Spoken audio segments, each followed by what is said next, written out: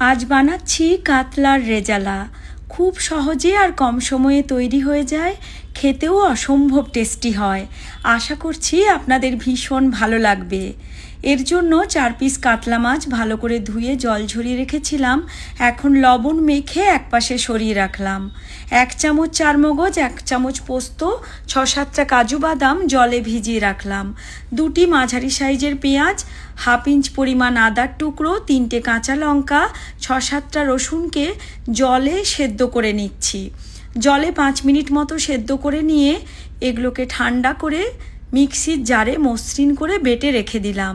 ওই মিক্সির জারেই কাজু, চারমগজ, পোস্ত, জায়ফল, অল্প জয়িত্রী, 1/2 কাপ মতো দইকে একসঙ্গে মসৃণ করে বেটে নিয়েছি। ফ্রাইং প্যানে তেল গরম করে লবণ মাখানো মাছগুলো দুদিক থেকেই হালকা লালচে রং করে ভেজে নামিয়ে নিলাম। 2টি ছোটো এলাচ, 1টি দারচিনি স্টিক, কয়েকটি গোটা গোলমরিচ, তেজপাতা, জিরে আর শুকনো লাল লঙ্কা দিলাম ফোড়নে।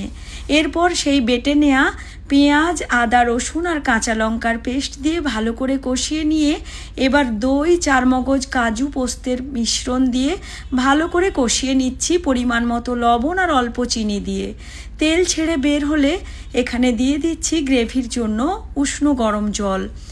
ফুটন্ত গ্রেভির মধ্যে ভেজে নেওয়া মাছগুলো দিয়ে দিলাম, চেরা কাঁচা লঙ্কা দিয়ে রান্না করলাম 5 মিনিট মতো। গ্রেভি ঘন হয়ে এলে সবশেষে ঘি, গরম মশলা 1 চামচ দিলাম, কেওড়া ওয়াটার। আমাদের কাতলার রেজালা একদম রেডি পরিবেশনের জন্য। দেখতে যেমন লোভনীয়, খেতেও দারুণ হয়।